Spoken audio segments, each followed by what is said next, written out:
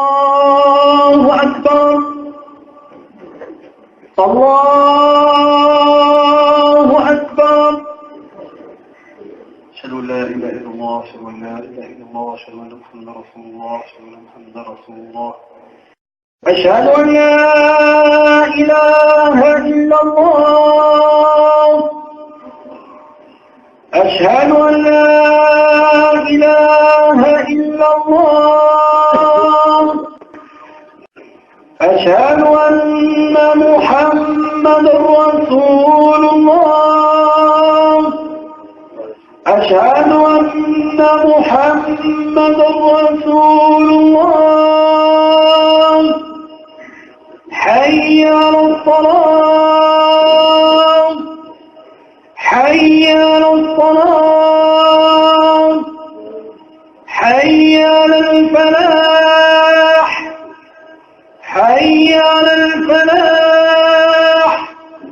الله أكبر، الله أكبر، لا إله إلا الله. نحمده ونستعينه ونستهديه ونستغفره ونعوذ بالله من شرور أنفسنا ومن سيئات أعمالنا، ومن يهده الله فلا مضل له ومن يضلله فلا هادي له، ونشهد أن لا إله إلا الله وحده لا شريك له، ونشهد أن محمدا عبده ورسوله. يا أيها الذين آمنوا اتقوا الله حق تقاته ولا تموتن إلا وأنتم مسلمون.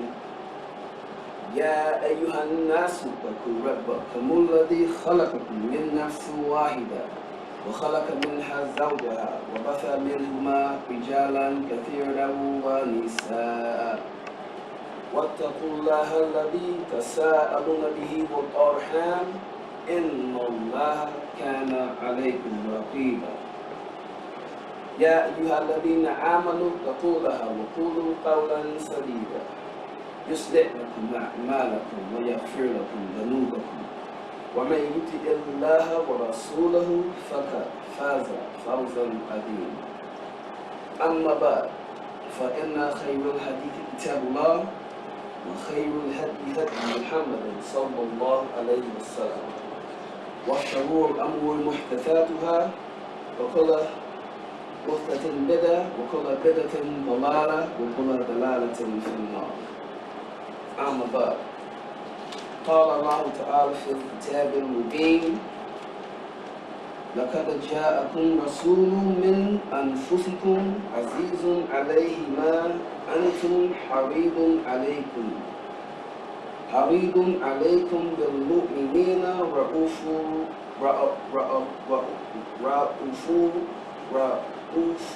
رحيم. Subhanallah. Now, Allah subhanahu wa ta'ala says in this verse, now has come to you a messenger from amongst yourselves. It grieves him that you should perish. It grieves him that you should perish. Ardently is he anxious over you. Ardently is he anxious over you. To the believers, he is most kind and merciful. Born, of course, Imam Naeem asked me to give this talk. This verse stayed in my head for the last 10 days. I had to find it. I had a brother direct me to it, and I wanted to share it with you because we as Muslims right now in this time, we are scattered. We need to foster a mindset for our community. The Prophet, peace be upon him, was like this towards the non-believers. This verse is in regards to the non-believers until the end of it.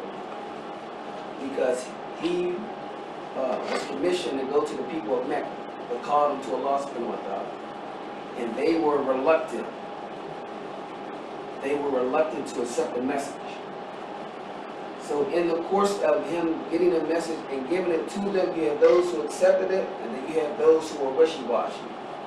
in the verses that are before this and after it, shows about when the sword came down to the Prophet Muhammad and was being revealed to him, they would look to see if anyone see them, because outwardly they were showing that they was down with it, but inwardly they had fostering disbelief. And I wanted to share this verse because here at National Movement, we want to have the same concern for our fellow believing brother and our fellow believing sister. We want to be anxious for them to stay on the right track, to stay on the right path. We want to be anxious for them to be guided and to be amongst the brotherhood, to be amongst those who are saved by Allah subhanahu wa ta'ala's mercy. But also the last part of it is that we have to be merciful towards one another. If we see someone going on a path that we know is not good for them, we want to step up and say something to them.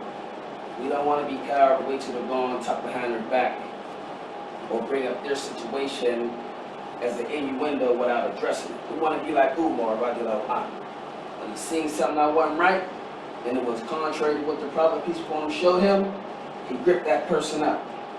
And he took them in front, because he needed clarity to make sure that what he was doing was right, and to make sure that he wasn't wrong in what he was doing.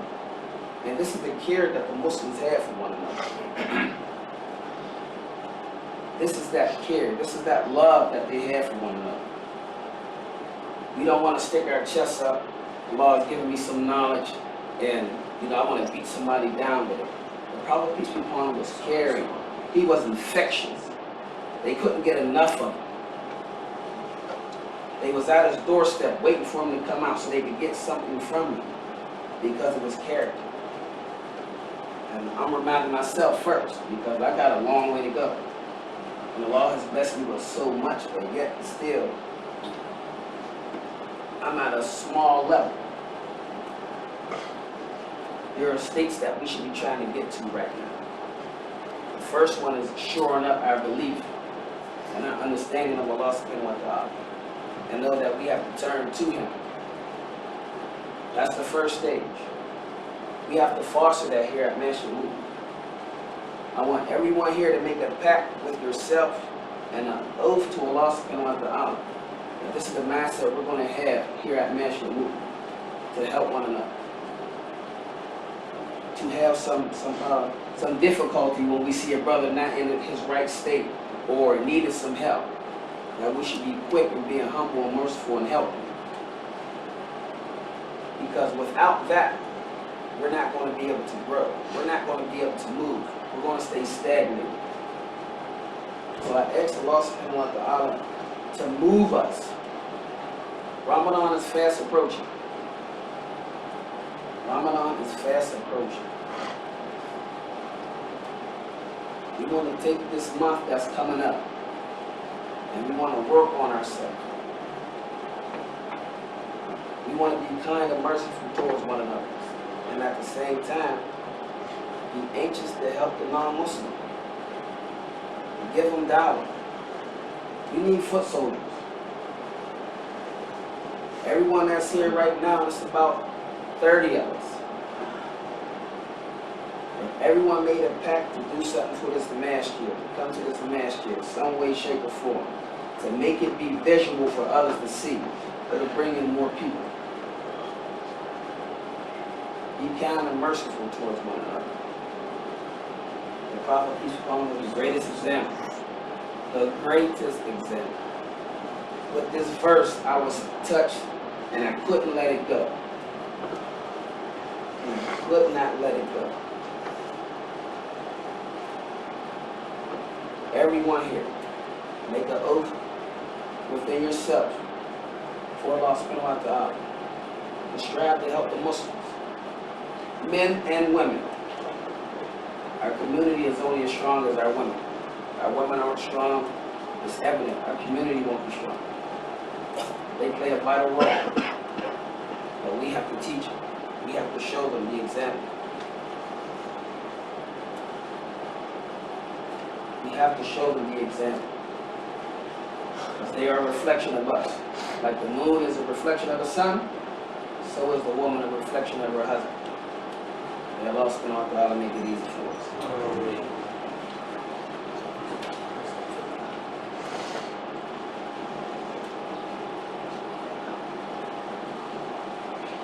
Alhamdulillah Rabbil Alameen, as-salatu was-salamu ala Rasulih al-Kareem wa ala alihi wa ashabihi ajma'in.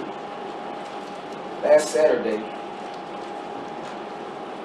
I was reminded of these three states of the human soul.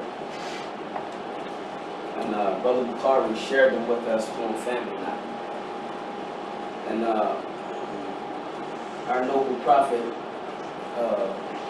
Yusuf alayhi salam, was put into a trial. And when he was brought back before the king, and he was making sure the king knew that it wasn't him that was part of the shenanigans. He said something that was so noble. Allah subhanahu wa ta'ala conveyed it to us, and he says, وَمَا أُبَارِئُ نَفْسِي إِنَّ النَّفْسَ لِأَمَّارَةٌ بِسُوءٍ إِلَّا مَا رَحِمَ رَبِّي إِنَّ رَبِّي غَفُورٌ رَحِيمٌ. He said, I do not free myself from the blank. He says, verily, the nafs is inclined to evil. He said, verily, the nafs is inclined to evil, unless my Lord bestows mercy. But surely my Lord is all forgiving, most merciful. During the month of Ramadan, you have three sections broken down into 10. There's the ahadith where first 10 days is for mercy, the second 10 days is for forgiveness, and the last 10 days is for being free from the hellfire. The first 10 days, from my understanding, that mercy is being given to those who have that nafs mutma'inna, that soul that is at peace, that is satisfied with the decree of Allah subhanahu wa ta'ala. This first 10 days is their mercy, because all through the year they wasn't involved in the big major sins. They wasn't inclined to be amongst the community causing fitna. So this first 10 days is for them. The next 10 days is the mercy. This is given to the nafsi lawama, the self-reproaching soul. The soul that has been going back and forth, working on itself, trying to clean his inner, trying to be mindful of his Lord, Allah subhanahu wa ta'ala. But this nafs amara soul, we all start out with this state. This is the lowest state of a Muslim. Because he's inclined to evil. He believes in Allah subhanahu wa ta'ala. But yeah, he's inclined to evil. We want to take the month of Ramadan and begin to beat him up. Beat him up to where he has to submit. An-Nabi sallallahu alayhi wa sallam, he had that jinn, and he told us that he made his jinn submit. Where we have that jinn, and he get us off track. These three states that I'm reminding you of, we want to get to the top. We want to get to the one where we're satisfied with Allah decrees for us. Where we are worshiping and serving Him as if we could see Him. So if we can't reach that state, we worship Him as if He sees us.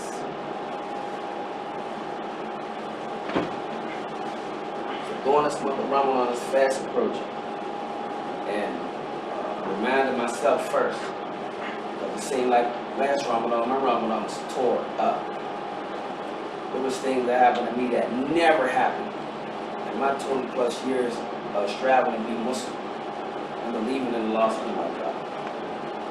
Never would you heard of something like that coming from me or being involved in it.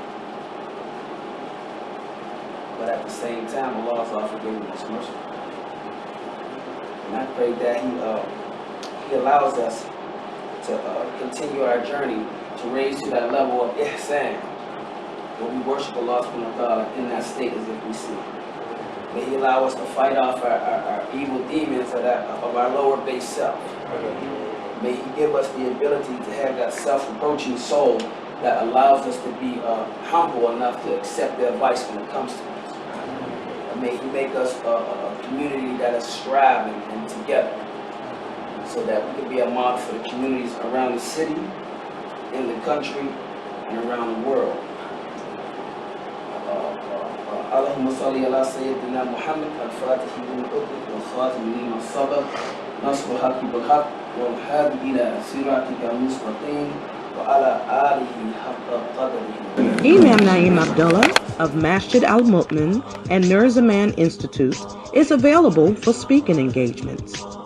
You can contact Imam Naeem Abdullah at the following: via telephone at 267-388-0823, or write him at 537 Paulson Avenue, Pittsburgh, PA 15206, or via email at imamnaeem@nurzamaninstitute.org. Bismillah.